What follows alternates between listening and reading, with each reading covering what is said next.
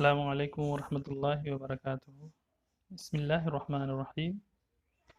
الحمد للہ رب العالمین، والصلاة والسلام علی اشرف الانبیاء والمرسلین، سیدنا محمد صلی اللہ علیہ وسلم وعلی آلہ واصحابہ اجمعین۔ عزیز بچوں، یہ سبق درجہ ناظرہ کے بچوں کے لیے ہے۔ آج ہم آپ کے لیے ایک ایسی تعلیم، ایسی جانکاری لے کر حاضر ہوئے جس کا سیکھنا، سمجھنا اور اس پر عمل کرنے کے ساتھ ساتھ لوگوں کو اس چیز کی جانکاری پہنچانا بہت ہی اہم اور ضروری ہے۔ وہ ہے اسلام۔ ہم مسلمان ہیں اور اسلام کے ماننے والے ہیں۔ پھر اسلام ہے کیا؟ اس کے تعلق سے بہت ساری چیزیں اس کتاب میں جو دی گئی ہے، ہمارے درس میں، ہمارے نصاب میں جو شامل ہے، اس کو پڑھیں گے اور سمجھیں گے انشاءاللہ۔ سب سے پہلے سبق نمبر 1 میں جو آج کا سبق ہے وہ اسلام کے تعلق سے ہے۔ اس کے بعد ہم پڑھیں گے ہم مسلمان ہیں، ہمارا دین اسلام ہے۔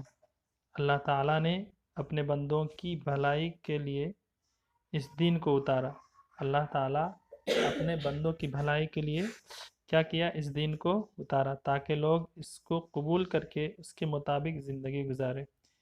دین اسلام کے علاوہ جتنے سارے ادیان ہیں وہ اللہ کے بتائے ہوئے راستے کے مطابق نہیں ہیں، اسی لیے اللہ تعالیٰ کا بہت ہی احسان ہے، کرم ہے کہ اس نے اس دین کو بنایا، اور اس کو قبول کرنے کے بعد اگر اس کی اپنی زندگی اللہ تعالیٰ کے بتائے ہوئے راستے کے مطابق اگر گزاریں تو جنت میں داخل ہو، زندگی اگر گزارے اور جنت میں داخل ہو۔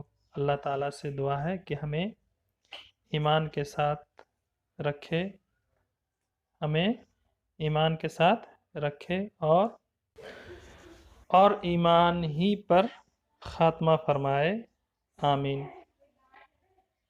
اب اس میں ایمان کیا ہے اور بندہ مومن کب ہوتا ہے، اسلام والا کب ہوتا ہے، تو اس کلمے کے اندر جو باتیں ہیں اس کو جانیں گے۔ کلمہ توحید اسلام کا پہلا کلمہ ہے۔ اس کلمہ کو یعنی اس کو کلمہ طیب بھی کہتے ہیں، اور وہ کلمہ طیب کیا ہے؟ وہ یہ ہے لا الہ الا اللہ محمد الرسول اللہ، لا الہ الا اللہ محمد الرسول اللہ۔ اب اس کا ترجمہ دیکھیں، نہیں ہے یعنی سب سے پہلے جتنے سارے معبود ہیں سب کا انکار کا لفظ ہے، انکار کرنا ہے، نہیں ہے، کوئی نہیں ہے، نہیں ہے کوئی معبود یعنی عبادت کے لائق سوائے اللہ کے، اور حضرت محمد صلی اللہ علیہ وسلم اللہ کے رسول ہیں۔